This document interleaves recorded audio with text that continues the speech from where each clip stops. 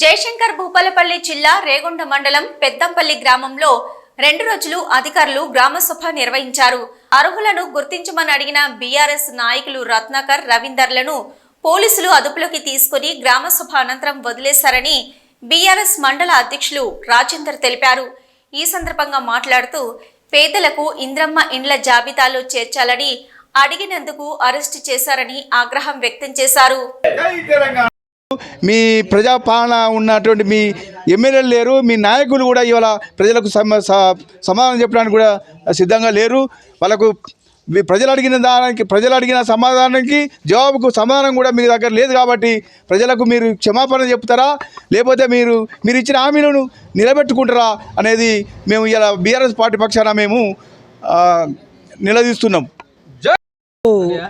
రాష్ట్ర ప్రభుత్వం చేపట్టిన 6 గ్యారంటీల పథకంలో భాగంగా 4 గ్యారంటీలకు గ్రామ సభలు రాష్ట్రమంతటా నిర్వహించడం జరిగింది.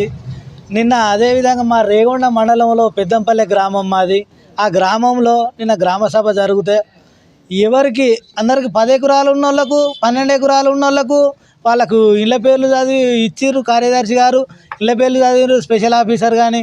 అదే ఇల్లు లేనివానికి, అసలే భూమికి ఏం లేకుండా ఆత్మీయ భరోసా అని చెప్పి కరువు పని చేసిండ్రని ఆత్మీయ భరోసాకు భూములు ఉన్న వాళ్ళకే ఇచ్చిండు.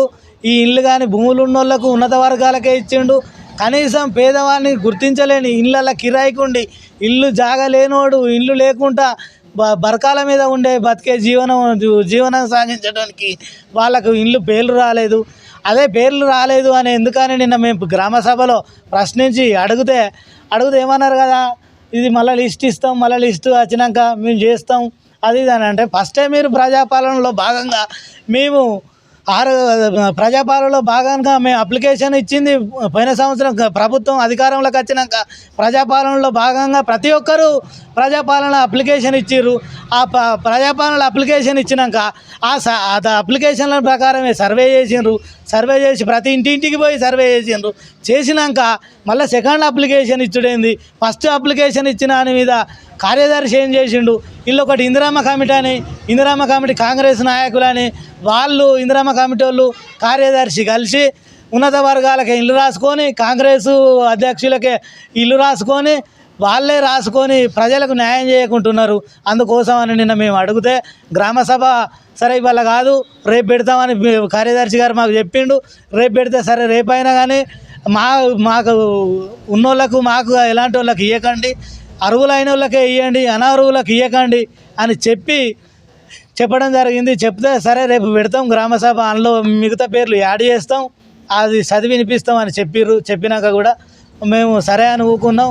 ఈరోజు దుర్మార్గమైనది ఏంటిదంటే గ్రామ సభ ఇంకో 10 నిమిషాలు పావుగంటలో స్టార్ట్ అవుతుంది అనగా పోలీసు వాళ్ళు వచ్చి అరెస్ట్ చేసి మమ్మల్ని పోలీస్ స్టేషన్కు తీసుకొని పోవడం జరిగింది.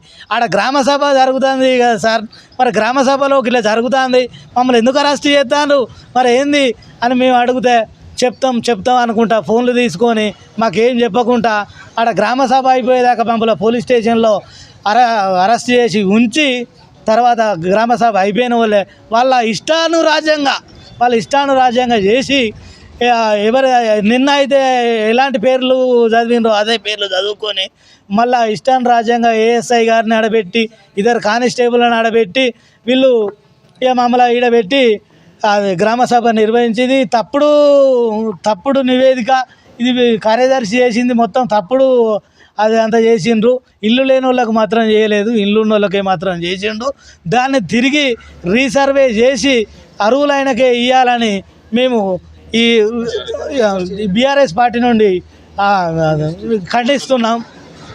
అదేవిధంగా ఎస్ఐ గారిని మేము అడిగినాం, సార్ మమ్మల్ని ఎందుకు మీరు తీసుకురావడానికి ఎందుకు కారణం ఏంటిది, మేమేమన్నా తప్పు చేసినామా, మేమేం చేసినాం, మరి ఎందుకు మీరు మమ్మల్ని తీసుకొచ్చి ఇట్లా చేయడం ఎంతవరకు కరెక్ట్ అయిన విషయం సార్ ఇది అంటే, మాకేం లేదు నిన్న గ్రామ సభల కాడ ఆ తీర్మాన సంతకాల కాడ ఏదో అయిందట, అందుకు నిన్ను తీసుకురమ్మన్నాడు ఎంపీడీఓ తీసుకురమ్మని ఇట్లా చేసి అని ఎస్ఐ గారు చెప్పడం జరుగుతుంది. మరి ఎంపీడీఓ ఎమ్మెల్యే గారు వీళ్ళందరూ ఏం చేస్తారు, ఎమ్మెల్యే గారు అంటారు అర్హులకే ఇవ్వాలని ఎమ్మెల్యే గారు అంటారు, మరి అనర్హులకు మరి వీళ్ళు కాంగ్రెస్ పార్టీ క్యాడర్ ఇస్తాందా, లేకపోతే అధికారులు ఇస్తానరా, ఇక్కడ ఉన్నటువంటి పంచాయతీ కార్యదర్శి ఇస్తాందా, లేకపోతే ఎంపీడీఓ గారు ఇస్తానరా, లేకపోతే ఇల్లుకో 1,00,000 రూపాయలట, రేషన్ కార్డుకో 15,000 అట, ఇవన్నీ చేసుకుంటూ వాళ్ళు ఇంత అధ్వానంగా చేస్తున్నారు. దయచేసి ఇప్పటికైనా రీసర్వే పెట్టించి అరువులకు మాత్రమే ఇవ్వాలని మేము పెద్దంపల్లె గ్రామం నుండి ఒక పౌరునిగా, ఒక మాజీ సర్పంచ్గా, ఒక బీఆర్ఎస్ పార్టీ కార్యకర్తగా నేను డిమాండ్ చేస్తున్నాను.